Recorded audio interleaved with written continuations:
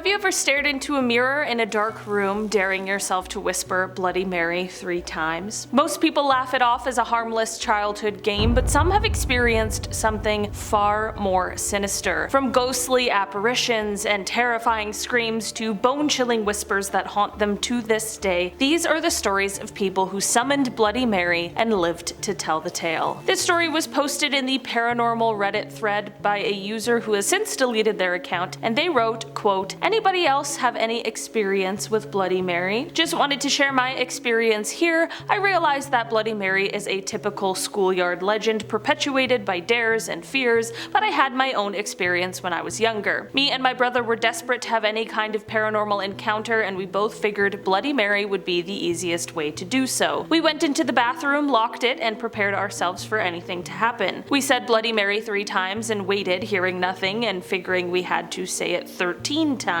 Around the 8th or 9th time we said it, we were interrupted by the saddest and most desperate sobbing coming from a woman. The sound came from behind a shower curtain. It sounded like someone who had just experienced a painful loss. We looked at each other and he elbowed me to check it out, to which I fearfully tore the shower curtain open to find nothing. The sound had stopped when I got closer to the shower anyway, and I always figured I either had a close call or my brother was just messing with me. However, I do wonder how he would have made such a sound without the help of smartphones or speakers that we have today." This Reddit story starts off with the poster having walked into the bathroom where they saw girls checking all the stalls and talking very excitedly. They wrote, quote, "They said they were about to play Bloody Mary. Having recently heard about this game and out of curiosity, I asked if I could stay and watch. They said yes. They closed the door, turned off the lights, and chanted the name 7 times while turning around facing the rows of mirrors. We turned to look towards the sound of the stall door in the furthest back corner shaking / banging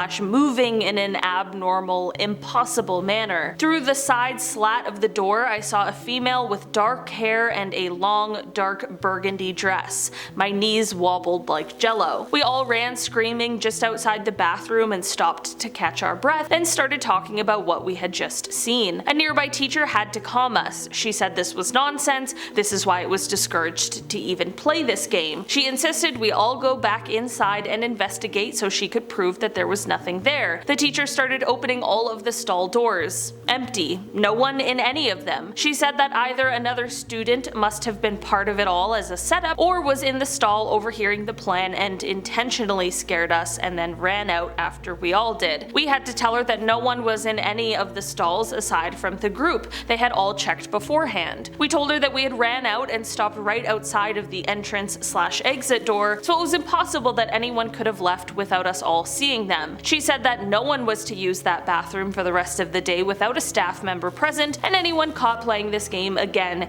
even heard mentioning the name Bloody Mary, was going to be in trouble. When I was in 6th grade, a group of girls were trying to round everyone they knew to go into the girls' bathroom for some reason. I got pulled in because my friend wanted to go. She told me they wanted to try a scary game. I saw my other friend get pulled in too. Let's call her Claudia. Once we were inside, the girls explained the scary game and who they were trying to see. Claudia adamantly says this isn't real, it's just a story used to scare kids. Claudia loudly yells, "No, it's not real, whatever, let's just go on with it." So we do the whole thing, turn off the lights, turn on the hot water to let the steam up so the mirror can get steamed up. Nothing happened. So we went all out and Claudia goes, "See, I told you guys, it's all a story. Wasted my recess time." The next day, Claudia came up to me and my group of girls and told us. I walked home and saw a black wallet on the ground at the front door. I picked it up and opened it. Inside was a black and white photo of a lady on a nice looking chair.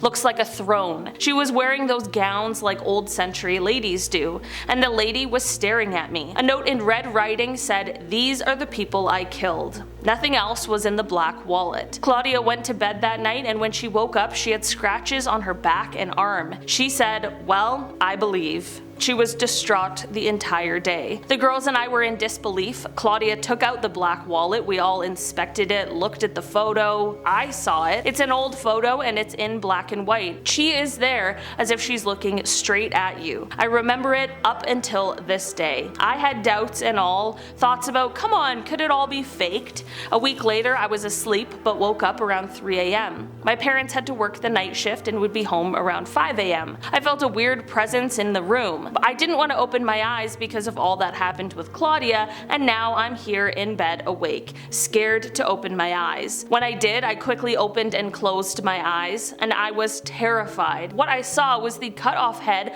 of that pretty lady and her mouth was open. Her hair was all up like a royal. All these years I tried to forget it, and I just had to share with you guys. This story comes from JDog180, quote, I only tried it once with a friend of mine. We were about 15 years old. We were at a famous old bar where my friend's father and sister were singing on stage. My friend and I saw at the back of the bar was a roped off staircase. We were bored and decided to sneak up there and look around. What we found up there was kinda disappointing. It was just another bar not being used. My buddy saw the big mirror behind the bar that all bars typically have. He got super excited and suggested we do Bloody Mary. I nervously agreed. Looking into the mirror, we began saying Bloody Mary slowly over and over. It was so dark that all we could see was us looking like shadows, but I could swear I was almost seeing my face, only it didn't quite look right. We kept on with the chant, Bloody Mary, and this face that wasn't mine became more clear and it looked terrifying like a demon. I wanted to stop, but my friend insisted we keep going,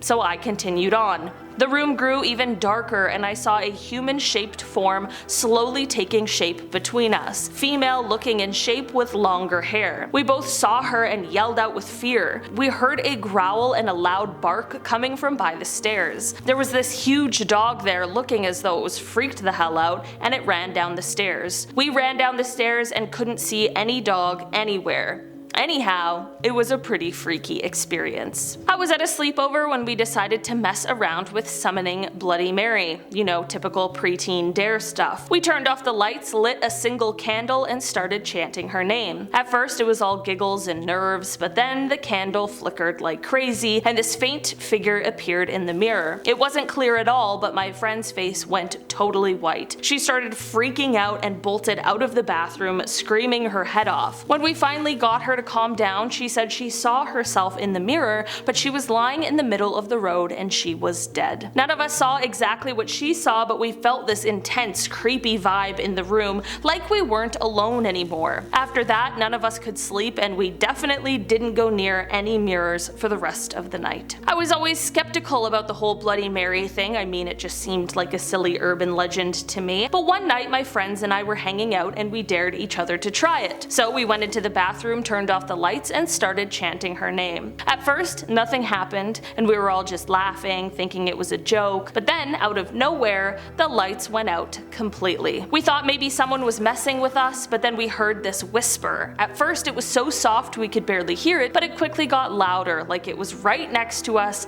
hissing in our ears. It was saying my name over and over, getting more desperate and creepy with each repetition. My friends heard it too, and we all looked at each other with wide eyes before bolting out of there as fast as we could. To this day, I swear I still hear that whisper sometimes, especially when I'm alone and it's super quiet. It always sounds like it's just behind me, no matter where I am. This is one of those stories that is super short, but just super effective. My older sister told me she summoned Bloody Mary once just to prove she wasn't afraid. She saw nothing and thought it was all a joke. The next morning, she found the words, quote, "I see you," written in what looked like blood on her bathroom mirror. She tried to wipe it away, but it wouldn't come off for days. After that, she never went near a mirror in the dark again. So a bunch of us decided to do the Bloody Mary challenge at my friend's place because, you know, why not? We were all crammed into this tiny bathroom, giggling like idiots, expecting nothing to happen. We started chanting her name half jokingly, but on the third Bloody Mary, we heard this absolutely blood-curdling scream. I'm talking about the kind of scream that makes your blood run cold. It was so loud and piercing that the mirror literally shattered right in front of us,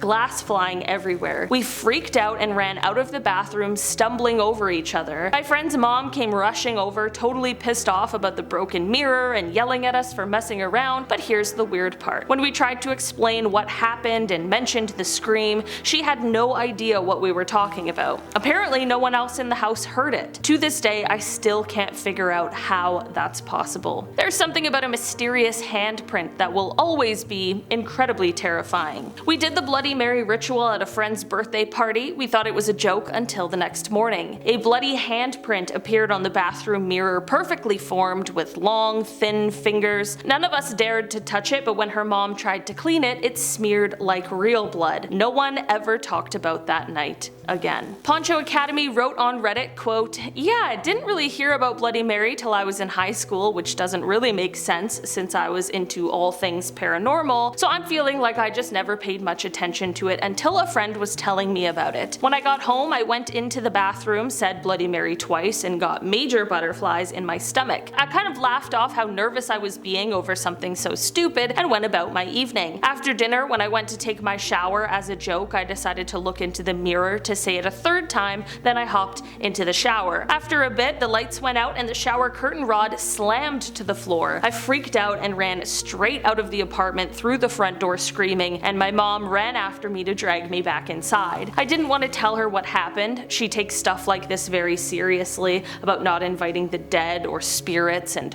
we've both had experiences, so I knew she'd kill me. But we went to the bathroom, the lights were on, shower curtain on the floor, but she assumed I broke the rod when I ran out of the bathroom. I don't think it was actually Bloody Mary though. I feel it was some spirit taking advantage of my intent to make contact. Nothing extra happened after that, just the usual stuff I dealt with. Alright guys, that has been our list for today. Thanks so much for checking it out. I've been your host today, Olivia Kozlovsky, and I will see you again soon.